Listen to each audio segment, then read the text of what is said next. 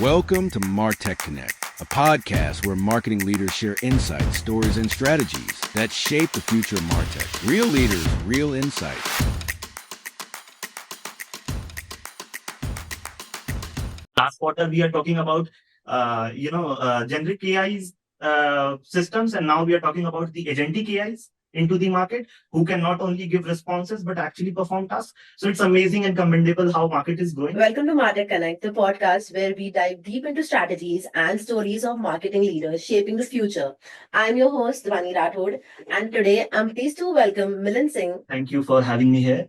Thank you so much, Milind, for joining. It's a pleasure to have you. Can you share your journey into marketing and what inspired you to pursue this field? So yeah, I think from quite an early stage of my life, I was quite fascinated with things like the human behavior and human psyche, and I think overall business and world revolves around it.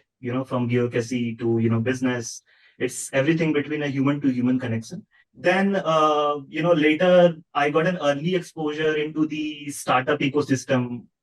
I think I watched TVF Pictures, if I'm not wrong. Quite a fascinating web series. After that, I was quite young, maybe 17, 18 somewhere. So I kind of kicked off a startup. Initially, it did well. And then, I saw a downward J curve there, startup flopped. The whole experience, I saw that, marketing has a powerful blend of how psychology, creative, and analytics can work in favor of you if you're looking into a, business domain. So I was quite inspired by the ability to turn ideas into, valuable thoughts through, storytelling and, the strategic thinking. Then I realized, okay, marketing and sales skills are much needed. You can't just build something on the base of technology. So yeah, and that's how I kicked off my journey, and it is going on so far. Awesome. So you started as a marketer itself, or you have shifted your career? Again, back then it was a startup. I, with my 5 friends, I was everything. I was developing also, doing marketing also, but I didn't knew how exactly, creating demand, doing the awareness campaign, how brand is important, how communication should be led. So I was not aware about marketing. I was more of a tech guy, data-driven guy. So that is how I started. I did my BTech then. In the later stages of my life, I realized, how marketing is important. And I was anyway very much inspired by, this human to human connection, how just, few good words in a broader channel can make good relations between two countries, in bureaucracy. So I was quite fascinated about it. So I thought of why not to take a switch and look into marketing as a career. Wow, that's such an inspiring start, Milind. I love how your interest in human behavior laid into, groundwork for a data-driven marketing mindset. It really shows how art and science meets in one field, I feel, right? To add on, just a weird thought just came into my mind. Again, it is not against something, but I feel like if you want to be a good marketer, just from my understanding, it can vary person to person. I think it is very great if you are into subjects like, psychology and, the arts, because eventually you're not selling it to an entity, you're selling it to a person, or your marketing campaigns are targeting a person from an entity. So it's very important that you understand people, you understand your audience rather than, just looking them as numbers or a entity. So that helps. Amazing.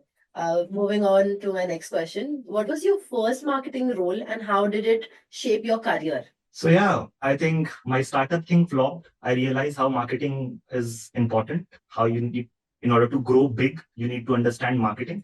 So what I did is I joined as a, marketing intern in one of the smaller scale B2B startup. And it was a good startup.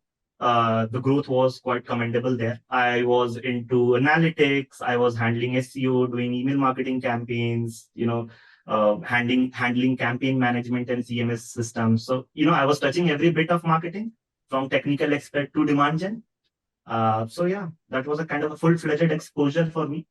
There I learned the importance of data-driven decision, how agile methodology actually work in terms of execution. And I believe that role laid the foundation for a strategic and full funnel marketing layout for me. And startup really gives you a 360-degree view and, helps you grow better, I feel, because even I am a part of a startup. Personally, for me, taking any course, doing any, enrolling myself into any program, study course or something like that, wouldn't have worked that well as compared to me practically on ground, handling those stuff. So that really helped me. I actually knew what's the impact of the things I'm doing. And if you're doing it on a smaller scale, the impact on both positive and negative sides are impactful. Like it's well evident that, you did something awesome or you just, flop something very well. I have a question for you because you were telling about, skills and what really works. If, a fellow marketer who is just starting and he wants to start his career into a startup, what is the one skill you think that they should really have? I think in this era where AI is booming, most of the tasks we can do somewhere or the near AI can replace that is the fear of the market. I'm not saying this is what I read every day. So I feel like continuous learning, if you get some hands-on experience, is very important. 10 years back, when in order to kickstart your role as a marketing professional, you need to do certain kind of courses. Again, I'm not against those things, but I feel like in this modern era, your hands-on experience and your crave for learning every day and your curiosity is something that will pave your path into marketing field. And same applies to the rest of the field. Being an engineer, I feel like you not necessarily need to do a BTech in order to be a great engineer. Anyone can go into YouTube, spend good like one or 2 months, and they can be a better engineer than someone who enrolled themselves for a full-fledged 4 years course. Same applies to marketing as well. You just need to, but here the thing is, you need to be more curious. You need to be on the the learning pace, that you should be open to learn new things because market is changing every quarter. What I see. Agree. Last quarter we are talking about generic AIs systems, and now we are talking about the agentic AIs into the market who can not only give responses but actually perform tasks. So it's amazing and commendable how market is growing. So it's if you are into learning, you are curious, you like to have hands-on experience, I think marketing is a good field for you to test and try. And come on, you're not a neurosurgeon. Worst you can do is, one campaign will fail. So if you're a curious person, this is the field. Surgery is not your field. So. And you learn from your mistakes as well, right? Yeah, every day. And your mistakes will help you learn something out of it. And if you're working on a smaller organization, they help your organization also to understand what to do and how to do things in terms of, execution and how you can evaluate and perform better in longer run. Correct. Coming to that, my next question is very much related to the campaigns. So, how do you prioritize and allocate budget across different marketing channels? Like you were talking about today there is LinkedIn, B2B, top funnel, middle of the funnel. How do you allocate them? I personally consider doing it, on the basis of business goal and funnel stage focus. So it's like, how much does that product or service needs, budget allocation in terms of awareness versus demand versus conversion. So it depends totally on the goal of the organization and my team, that what actually you want to achieve on that specific given duration. Maybe that would be a year or quarter. So if it is a new product line which we are launching into the market, I feel like I'll be spending around 50 to 55% of my budget on awareness phase, so that people can know about the product, and the other major chunk will go into the demand phase, and there would be a minimal investment into the conversion. At least for the duration of time, we have decided that we have to function in this way. So that is one thing. Another thing which helped me decide how I can allocate my budget is, the historical performance data and industry benchmark, which actually guide me to take these decisions. So I'm also kind of a very much data-driven guy. So, all the past performances, or if we have few learnings from them, usually helps me out in these phases. And of course, if you're looking at the conversion as your metric, which is majorly what is being focused right now in the industry, then, again, data helps you a lot, where you focus on the high ROI driving channels. Correct. So, yeah. That's such a smart way to balance performance with, room to play. Love that you crave out for space, for innovation while keeping the core steady, right? Yep. I really like the idea that, you're more of a person who understands that if a new product is there in the market, you need to create awareness first rather than directly jumping on people to buy for it, right?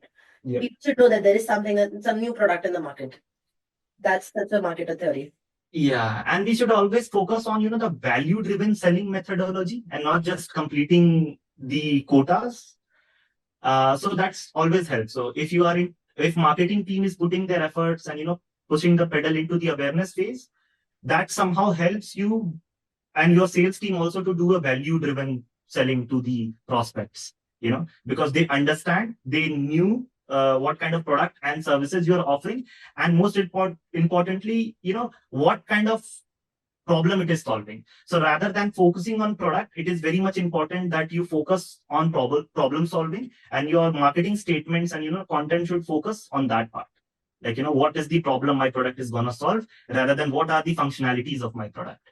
That resonates well with the market. And I also feel this will help for a longer solution buyer and not a force or a push buy to a customer, right? Yeah. So Correct. that's what we call value selling. That- You help them understand the need. You help the customer to understand their requirements, and act according to that. You make your proposal and sell it to them. So it is not just making business, but actually providing value to someone. And this always helps in building long term relationships. True, agreed. Said that about your budget. Was there ever a moment where a bold budget experiment turned into a surprisingly well campaign? I feel like it is very hard to see such kind of, you call the big impact or big boom impact in a B2B space, but B2C, you can do that. Fine messaging can, you put it maybe a in-app notification or something like that for 1 week, and, stories change, So I think I have couple of experience in terms of my performance marketing, activities, but not precisely much into the B2B space. I'm a person who likes to play very safe bets. So I don't want, like, that my one campaign should give me 200% ROI, but I also don't want that I should take a dip of 100% in any of the campaigns. So I usually play a safe bet where I already set an expectation that what is my expected ROI from this campaign versus, what is the amount of loss I can take. So it is very much of like a financial metrics where we call it a risk is to reward ratio. So I play by that. And also balancing the same, right? Yeah, that's the risk is to reward ratio. I'm ready to invest maybe 10 rupees for a profit of 100, but I'm not ready to invest 1,000 rupees for a profit of, like, let's say, 5,000 rupees. I don't go by 1:5 metrics. It's better you keep, this metrics very much aligned as per as your goals, how you're looking at it, or how your company is looking at it. Great. That's a really different way of thinking. Also, to add on, what strategies have helped you to grow professionally? I think there are a couple of them for me. So again, being very data driven always helped me. If I'm planning a campaign, or I'm planning a GTM strategy for any specific product or service which is gonna be launched into a market, I tend to go through the data a lot of past performance metrics, how it performed for, how it turned out for the competitors in that same segment, what's the TAM, all these kind of metrics play a very important role for me. So it helps me to understand what is the customer acquisition cost for me in this specific segment. So all these kind of things, I think I can evaluate since I have this data driven methodology. Another one is I feel like I rely very much on tech side. So having or enabling marketing automation tools, relying on RPAs, robotic process automations, and of course, this new friend of us, the AI platforms, what we have, they are something I highly rely on in order to, perform any kind of strategic programs. That's great. So my next question is very much relatable to this one. How do you measure the success of a marketing campaign, and what are the KPIs do you focus on? Just not for me, but for the whole, industry, that performance metrics has been changed, or I'll say updated. So earlier, MQL was something that was a goal for a marketer, that marketers should deliver a well qualified marketing lead, and it should be a good SQL at the later stage of a funnel, which is sales qualified lead. But I feel like the metrics and the measurement parameters has been quite updated now. I feel like measuring on attribution, how much your campaign is attributing to sales funnel, and how much of them is like marketing influence leads. So when I totally focus on the metrics like marketing attribution, what was the attribution of this certain campaign, what was the marketing influence close won deals we got out of that specific campaign, what's the customer lifecycle value of that specific set of customers we acquired from that campaign, that will help me drive the customer acquisition cost of that specific campaign. So I believe it is no more bringing in leads for me. It is more of driving ROI and building better pipeline for sales. Also, how has AI and automation impacted your marketing strategies and processes? So I feel like, AI has helped a lot from in case you're using, fairly costly tools or CMS system to, the smaller scale CMS system or marketing automation tools. Like AI has streamlined, lead scoring for me. Content creation is quite easy now. I personally, in my initial days, it's hard to say, but the least favorite part of marketing for me was content creation. AI has been a blessing for me in that way. So, lead scoring, it is kind of easier for me now. We have a predetermined metrics, and with the help of AI models, we can have a preset of rules or understanding from prior data or a bigger chunk of data, and on the basis of that we do the lead scoring. So that helps. Content creation is another thing. It also helps in campaign optimization, where to invest, how to invest, and how our campaign can perform better. Rather, usually it used to take I think a very much of a manual effort to do these things.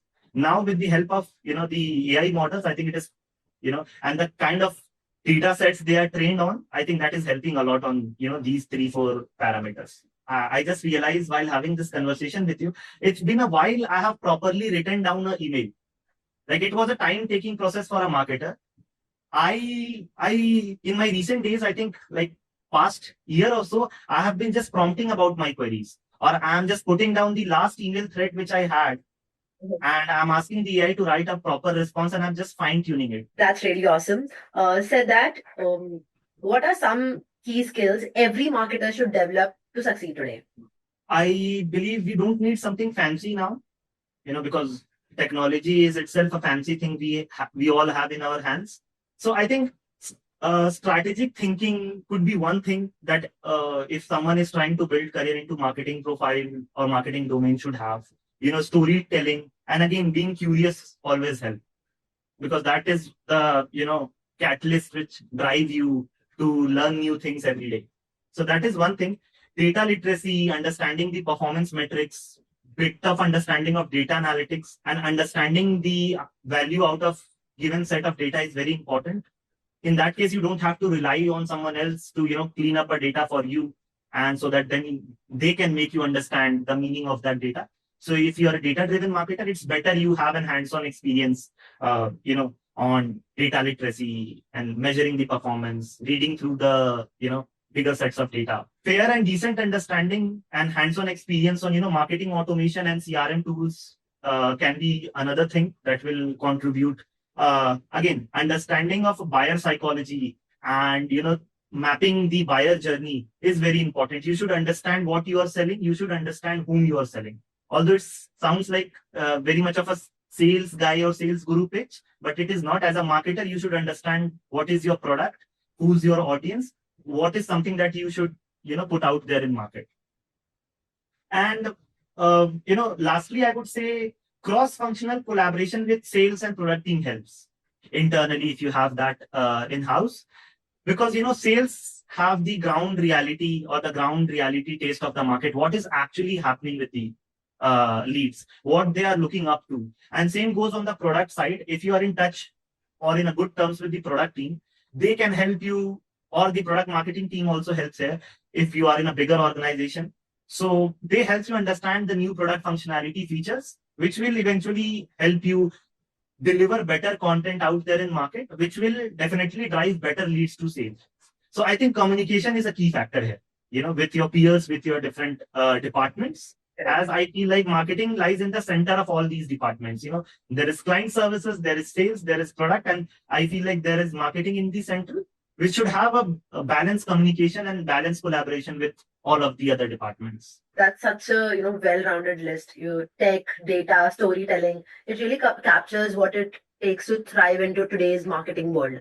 Yeah, exactly. You have to be everything. You have to understand. If you're not an expert into development, at least you should understand the product. If you are selling a software product, if I assume, and you should also have a taste of what sales team is doing on ground, so that you will pitch in line, your messaging, your campaigns would be in line, and it will bring value to everyone. And I'm just curious, out of all the skills which you were talking about, which skill do you think the younger marketer should not overlook? I think the first one, which I mentioned, is something that this is for everyone and not for just for marketers. Strategic thinking always help, or else you can't come up with, good or great project ideas or campaign ideas as a marketer. Storytelling should be there. You should know how to drive people with your story around that product, which should pitch in a solution to the audience. So, and being curious always help to, it's like a thread which connects all of these, because you can't be a good storyteller if you don't go through good stories in your past. And you can't be a good strategic thinker if you have never been or, read good strategic projects out there in market. There are great set of examples, how Coca-Cola did their marketing, how they have the best marketing campaigns, or how Adidas of the world and Nikes of the world did their marketing campaigns. So being curious, always on the learning mode, helps you drive your underlying, qualities, which is strategic thinking and storytelling. Come on, tech is something that AI is making easy for everyone. You don't need to be a developer to develop things. You don't need to be a full-fledged content writer to prepare a content draft, at least the initial version. So I think AI and the modern technology will help you with the rest of the thing. I feel like your basic approach should be very clear. Correct. At least for me, that is the case. Have you heard about a philosophy called zero-sum rule? Not really. I think earlier it was the case. Zero-sum rule says, like if you have 10 positions open and 100 people applying, then those 10 people can only be out of 100 people, only 10 people can be at that position, and they have to cut the opportunity for rest of the 90. So I feel like with this modern age of marketing, this is not the case. Everyone can create a value for themselves. Every product has their, market. It's just that how you drive and provide value to your end, consumer. And this is India, not of 1980s. Now we have this consumer mindset, which is something that lags in our previous generations. Consumer mindset was not there. People were not actively looking, going out on Sunday, doing shopping and having, lunch outside with some decent, restaurant with family was not a thing 20 years back, but this is now a thing. So I think every business have an opportunity if they have the right mindset, the right identification of their consumers, and so goes for the marketers. So it's not like you're cutting off someone's opportunity. It's just that you have to be good enough to place or make your own presence. So that helps. So then my next question is just aligning to this as well. How do you stay updated with the constantly evolving marketing landscape? So basically, I consume a lot of content in my day whenever I have free time, or before going to sleep and all those kind of things. So yeah, I think being curious and always being on learning curve will help me. Awesome. That's such a thoughtful takeaway, Milind. Thank you so much for sharing your time, experience, and insights with us. Yeah. And for everyone listening, don't forget to follow the podcast, share this podcast, and stay tuned because we have got more marketing leaders coming your way. And thank you once again, Milind, for joining us on Martech Connect. Thank you so much, Dhwani.